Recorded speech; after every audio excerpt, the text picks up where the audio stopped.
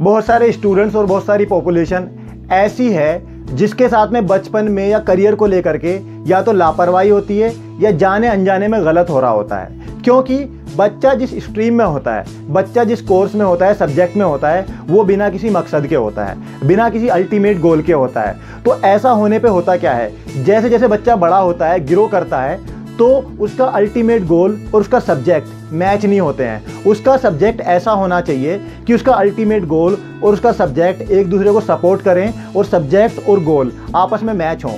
लेकिन ऐसा नहीं होता है, क्योंकि कितनी बार पेरेंट्स को कॉन्शसनेस नहीं होती है, अवेयरनेस तो होती है लेकिन कॉन्शसनेस नहीं होती है, एहसास नहीं होता है। तो अगर आपको नहीं पता कि बच्चे को क्या सब्जेक्ट दिलाना है या फिर उसका गोल क्या है, वो कोई सब्जेक्ट चूज कर रहा है तो क्यों कर रहा है, तो यू नीड एन एक्सपर्ट। या तो आप किसी बंदे से पूछें या फिर आप किसी सीनियर से पता करें, वो सीनियर भी ऐसा हो जिसको नॉलेज भी हो, जिस फील्ड का हो। कभी कभी क्या होता है, सीनियर सिर्फ सीनियर बन के रह जाता है और वो अपना एटीट्यूड या अपना सब्जेक्ट सामने वाले पे थोपता है। तो कितनी बार अगर सामने वाला सीनियर है या फिर वो किसी जॉब में, प्रोफेशन में, तो आप उसको एकदम से बेस्ट ना मान लें। आप अपने बच्चे के लिए सब्जेक्ट की सलाह उसी इंसान से लें जिसका वो काम है, या फिर आप बच्चे का एटीट्यूड, इंटरेस्ट जानें। होता क्या है, कितनी बार अनकॉन्शियसली बच्चे का सब्जेक्ट या फिर बच्चे की स्टडी चल रही होती है। जैसे कितने बच्चे मैथ्स में वीक होते हैं, ऐसा बोला जाता है। कोई भी बच्चा मैथ्स में वीक नहीं होता। होता क्या है कि मैथ्स उसको कम आता है, वो सीखा हुआ कम होता है, उसके बीच में गैप ज़्यादा होता है। जैसे मेरे पास अभी रिसेंटली एक केस आया, मेरे पास एक स्टूडेंट आई जिसको फिजिक्स पढ़ना था। तो मैंने पूछा कि आप मैथ्स भी पढ़ोगे? तो उन्होंने कहा मुझे मैथ्स नहीं पढ़ना है क्योंकि मेरे पास होम साइंस है। तो मैंने पूछा कि आपने होम साइंस क्यों चूज़ किया है, आपका अल्टीमेट गोल क्या है? तो उसने मुझे बताया कि मुझे BUMS डॉक्टर बनना है और मुझे नीट क्वालिफाई करना है। तो अब उसको होम साइंस दे दिया गया है ऑन द बेसिस ऑफ कि उसका मैथ्स कमज़ोर है। लेकिन प्रॉब्लम की जड़ तक नहीं पहुंचा गया कि आखिर उसका मैथ्स कमज़ोर क्यों है। ये नहीं जाना गया कि वो मैथ्स में कमज़ोर है या उसको मैथ्स नहीं आता है। हो सकता है कि उसको मैथ्स इसलिए ना आता हो कि बचपन में एक डायलॉग बोला गया हो, इसका मैथ बहुत कमज़ोर है, इसका मैथ बहुत कमज़ोर है। तो अगर बच्चे के माइंड में एक ही बात या कानों में एक ही बात बार बार पड़े कि इसका मैथ्स कमज़ोर है, इसका मैथ्स कमज़ोर है, इसका मैथ्स कमज़ोर है, तो होगा क्या, बच्चा इस बात पे यकीन कर लेगा कि हाँ सच में मेरा मैथ कमज़ोर है, क्योंकि बचपन में सबकॉन्शियसली चीज़ें हिट कर रही होती हैं। तो अगर बच्चा इस बात पे यकीन करके बैठ जाए कि हाँ सच में मेरा मैथ्स कमज़ोर है, तो वो ट्राई भी करेगा ना, तो वो नहीं कर पाएगा। तो मैंने जानने की कोशिश करी कि वो बच्ची अगर BUMS करना चाहती है, उसका अल्टीमेट गोल डॉक्टर बनना है और 10th में उसके पास होम साइंस है, क्या मैच हो पाएगा? क्या सब्जेक्ट जो है, अल्टीमेट गोल जो है, वो मैच हो पाएगा?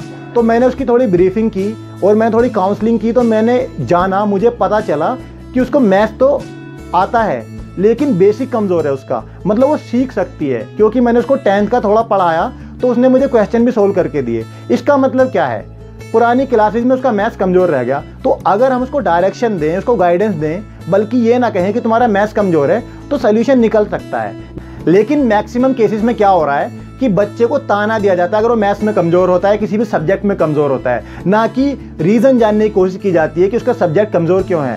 कोई भी बच्चा ताना सुन करके कभी ग्रो नहीं कर सकता। तो try to find out where is the problem, कि अगर बच्चा मैथ्स में कमज़ोर है, पहली बात तो कमज़ोर नहीं है, उसको कम आता है, तो वो कम आता है तो क्यों आता है, उसके पीछे का रीज़न क्या है। क्योंकि कितनी बार स्टूडेंट्स ऐसे होते हैं, वो ट्राई तो बहुत करते हैं, एफर्ट्स लगा रहे होते हैं, लेकिन सीख नहीं पाते।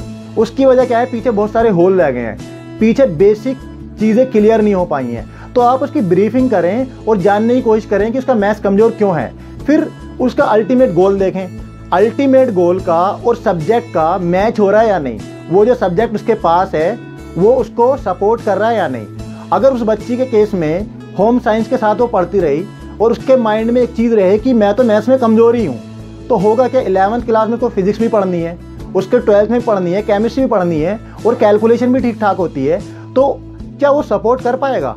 अगर उसका ऑलरेडी मैथ्स कमज़ोर है तो होगा क्या, उसके माइंड में चीज़ बैठ जाएगी मैथ्स कमज़ोर है और गैप बहुत बड़ा हो जाएगा। वो 10th पास करेगी बिना मैथमेटिक्स के।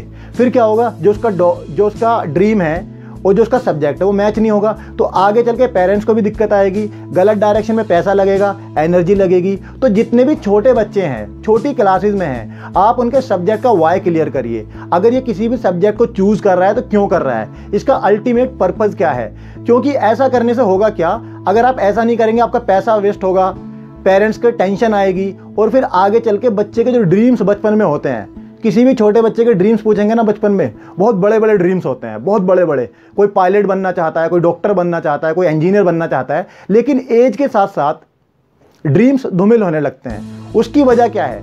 उसकी वजह यह है क्योंकि बच्चे को गाइडेंस नहीं दिया गया, बचपन में प्रॉपर गाइडेंस नहीं दिया गया, या तो टीचर पे छोड़ दिया गया या फिर किसी घर के सीनियर पे छोड़ दिया गया। तो ज़रूरी नहीं है कि घर का सीनियर काउंसलिंग के बारे में, गाइडेंस के बारे में जानता हो।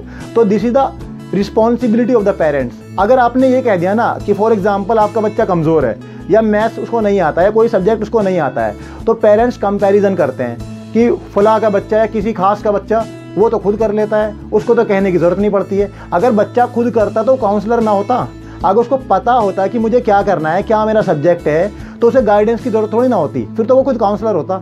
बच्चा तो कुछ छोटा है ना, तो उसको ताने बिल्कुल ना दें। I request to all the parents, please never do it. बच्चों को ताने कभी ना दें, बच्चों को कंपेयर कभी ना करें, क्योंकि वो एक अलग सोल है, वो एक अलग आत्मा है।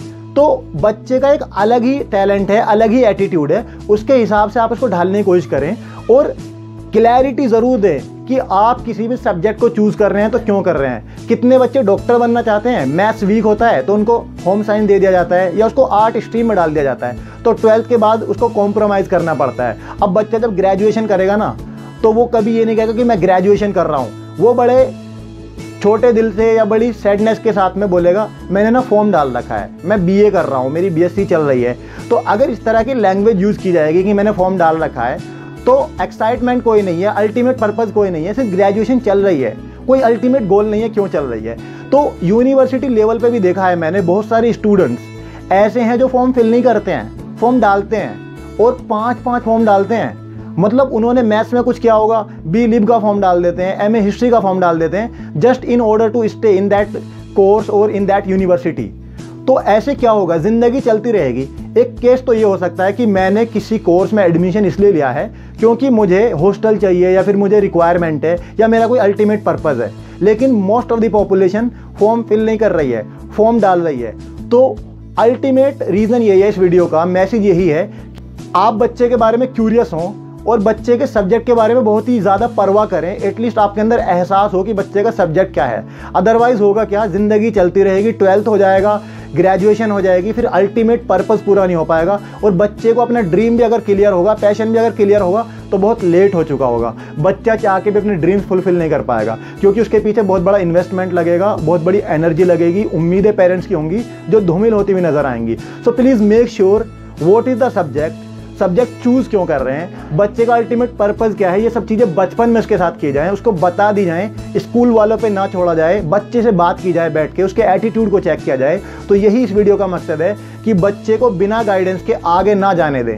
और अगर ऐसा हो रहा है तो अभी भी टाइम है, आप उसको गाइडेंस का काम कर सकते हैं, उसको डायरेक्शन दे सकते हैं। आप नहीं दे सकते, किसी दिलवा सकते हैं, लेकिन मेक श्योर सलाह देने वाला बंदा सही हो। ऐसा ना हो, कुछ लोगों को सलाह देने की आदत होती है, अगर वो आपके पास बैठेंगे कम से कम सलाह दे के जाएंगे, जब तक वो कम से कम 10 लोगों को सलाह न दे दें उनका खाना डाइजेस्ट नहीं होता। तो बहुत सारे सलाहकार आदतन होते हैं जो हैबिट के हिसाब से सलाह देते रहते हैं। So make sure what is the subject, why is the subject, what is the ultimate purpose of your child, and if this is the situation, please you need to introspect about your child कि उसे कहाँ जाना है, क्यों जाना है, कैसे जाना है। So please check it.